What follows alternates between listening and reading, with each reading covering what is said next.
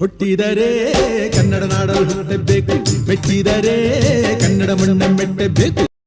ನಮಸ್ಕಾರ, ಎಲ್ಲರಿಗೂ ಸ್ವಾಗತ. ಹೊಸ ದೆವ್ವದ ಕಥೆಯೊಂದಿಗೆ ಎಲ್ಲರೂ ಚೆನ್ನಾಗಿದ್ದೀರಾ ಅಂತ ಹೇಳಿ ಅಂದ್ಕೊಂಡಿದ್ದೀನಿ.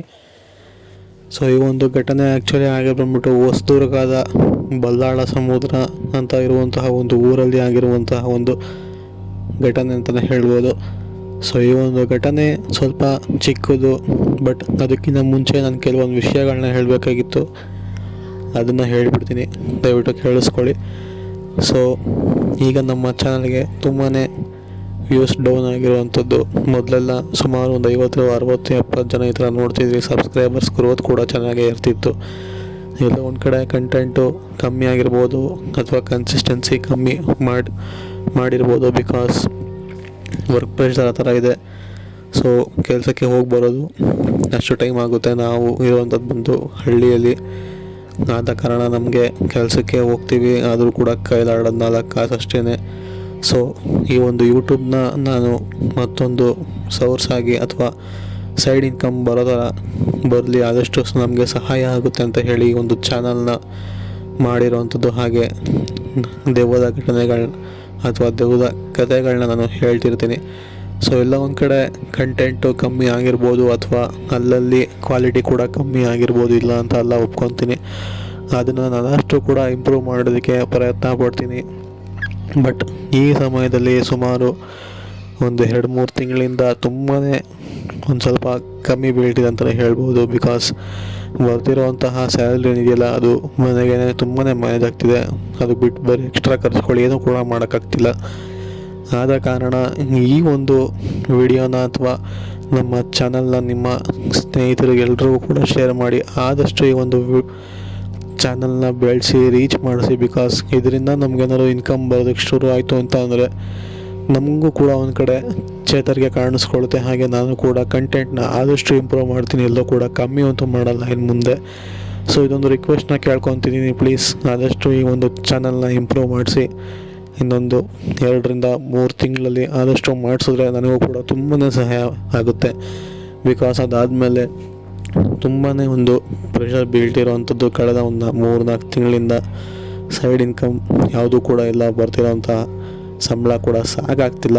ಸೊ ಆದಷ್ಟು ಕೇಳ್ಕೊತೀನಿ, ಹಳ್ಳಿ ಇರುವಂಥದ್ದು ಪ್ಲೀಸ್ ಎಷ್ಟಾಗುತ್ತೋ ಅಷ್ಟು ರೀಚ್ ಮಾಡಿಸಿ. ಸೊ ಈಗ ಒಂದು ರಿಕ್ವೆಸ್ಟ್ನ ಕೇಳ್ತೀನಿ ಅಷ್ಟೇ. ಈಗ ಕತೆ ಕಡೆ ಬರೋಣ. ಸೊ ನಾನು ಹೇಳ್ದಂಗೆ ಕತೆ ಆಗಿರೋದು ಬಂದ್ಬಿಟ್ಟು ಹೊಸದುರ್ಗದ ಬಲ್ಲಾಳ ಸಮುದ್ರದಲ್ಲಿ ನಡೆದಿರುವಂಥದ್ದು.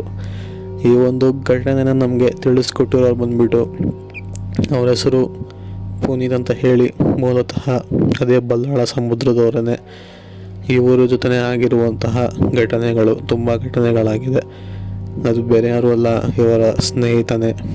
ಸೊ ಇವರು ಮತ್ತು ಇವರ ಸ್ನೇಹಿತ ಇಬ್ಬರು ಕೂಡ ಆ್ಯಕ್ಚುಲಿ ಕತೆ ಆಗಿ ಅಥವಾ ಘಟನೆಗಳು ಆಗಿ ಬಂದ್ಬಿಟ್ಟು ಒಂದು ಸುಮಾರು 3-4 ವರ್ಷ ಹಿಂದೆ ಇವರು ಹಾಗೆ ಇವರ ಸ್ನೇಹಿತ ಬೈಕಲ್ಲಿ ಬರಬೇಕಾದ್ರೆ ಇಬ್ರಿಗೂ ಕೂಡ ಆಕ್ಸಿಡೆಂಟ್ ಆಗುತ್ತೆ. ಹೆಲ್ಮೆಟ್ ಹಾಕಿಲ್ಲದೆ ಇದ್ದಂತಹ ಕಾರಣ ಇವರು ಉಳ್ಕೊತಾರೆ, ಅವರ ಸ್ನೇಹಿತ ಸ್ಪಾಟಲ್ಲಿ ಸತ್ತೋಗ್ತಾರೆ. ಇದಾದಮೇಲೆ ಇವ್ರ ಫ್ಯಾಮಿಲಿ ತುಂಬಾ ಜಗಳ ಆಗುತ್ತೆ. ನಿಮ್ಮಿಂದನೇ ಆಗಿದ್ದು, ಇಲ್ಲಾಂದರೆ ಬದುಕ್ತಿದ್ದ ಅಂತ ಹೇಳಿ. ಆ್ಯಕ್ಚುಲಿ ಇಬ್ಬರು ಕೂಡ ಕ್ಲೋಸ್ ಫ್ರೆಂಡ್ಸೇ ಅಂತ, ಏನೋ ಇಬ್ಬರು ಮನೆಯವರು ಕೂಡ ತುಂಬಾ ಕ್ಲೋಸ್ ಆಗಿರ್ತಾರೆ. ಬಟ್ ಆ ಒಂದು ಕೆಟ್ಟಗಳಿಗೆ ಬರ್ತಿತ್ತು ಅಂತ ಹೇಳ್ಬೋದು. ಸೊ ಅದೇ ಥರನೇ ಆ ಒಂದು ಘಟನೆ ನಡೆದು ಕೂಡ ಹೋಯಿತು. ಅವರ ಸ್ನೇಹಿತನ ಹೆಸರು ಬಂದ್ಬಿಟ್ಟು ಸಂಕೇತ್ ಅಂತ ಹೇಳಿ. ಸೊ ಅವರು ಸ್ಪಾಟನ್ನೇ ಸತ್ತೋಗ್ತಾರೆ. ಇದಾಗಿ ಸ್ವಲ್ಪ ಸಮಯ ಕಳೆದ ನಂತರ ಆ ಒಂದು ಸ್ಪಾಟಲ್ಲಿ ಎಲ್ಲಿ ಆಕ್ಸಿಡೆಂಟ್ ಆಗಿ ಬಿದ್ರಲ್ಲ, ಆ ಸ್ಪಾಟ್ಗೆ ಪುನೀತ್ ಅವರು ಯಾವಾಗಲೇ ಹೋದರೂ ಕೂಡ ಅವ್ರಿಗೆ ಅವರ ಗೆಳೆಯ ತುಂಬಾ ನೆನಪಾಗ್ತಿರ್ತಾನೆ. ಬಿದ್ದಂತಹ ಜಾಗದಲ್ಲಿ ಕೂತ್ಕೊಂಡು ಸ್ವಲ್ಪ ಹೊತ್ತು ಯೋಚನೆ ಮಾಡಬೇಕಾದ್ರೆ ಇದ್ದಕ್ಕಿದ್ದಂಗೆ ಅವರ ಸ್ನೇಹಿತನ ಧ್ವನಿ ಇವ್ರಿಗೆ ಕೇಳಿಸುತ್ತೆ, ಬಿಡು ಇವೆಲ್ಲ ಆಗಿ ಬಿಡುತ್ತೆ, ಏನೂ ಮಾಡೋಕ್ಕಾಗಲ್ಲ, ಕೆಟ್ಟಗಳಿಗೆ ಬರೆದಿತ್ತು ಹೋಗಬೇಕು ಅಂತ ಹೋದೆ ಅಂತ ಹೇಳಿ ಒಂದು ಧ್ವನಿ ಕೇಳಿಬರುತ್ತೆ. ಸೊ ಇವನು ಅಂದರೆ ಪುನೀತ್ ಕೂಡ ಅರೆ ಈ ಶಬ್ದ ಎಲ್ಲಿ ಕೇಳಿಬರ್ತಿದ್ದೀರ ಅಂತ ಹೇಳಿ ಹಿಂದೆ ಮುಂದೆ ತುಂಬಾ ನೋಡ್ತಾನೆ. ಬಟ್ ಯಾರೂ ಕೂಡ ಕಾಣಿಸೋದಿಲ್ಲ. ಜೋರಾಗಿ ಕಿರಿಸ್ತಾನೆ ಕೂಡ, ಸಂಕೇತ್ ಅಂತ ಹೇಳಿ, ಎಲ್ಲಿದ್ರು ಬಾ ಅಂತ ಹೇಳಿ ತುಂಬಾ ಜೋರಾಗಿ ಕಿರಿಸ್ತಾನೆ. ಬಟ್ ಅಲ್ಲಿಂದ ಯಾವುದೇ ಶಬ್ದನೂ ಕೂಡ ಕೇಳಿಸೋದಿಲ್ಲ. ಇದಾದಮೇಲೆ ಪುನಃ ಗಾಡಿ ಎತ್ಕೊಂಡು ಮನೆಗೆ ಬರ್ತಾನೆ.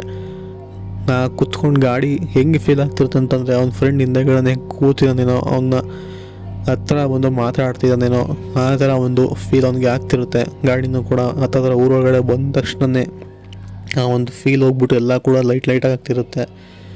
ಸೊ ಇದಾದಮೇಲೆ ಹೀಗೆ ತುಂಬ ಸಲ ಮುಂದುವರಿತಾನೆ ಇರುತ್ತೆ.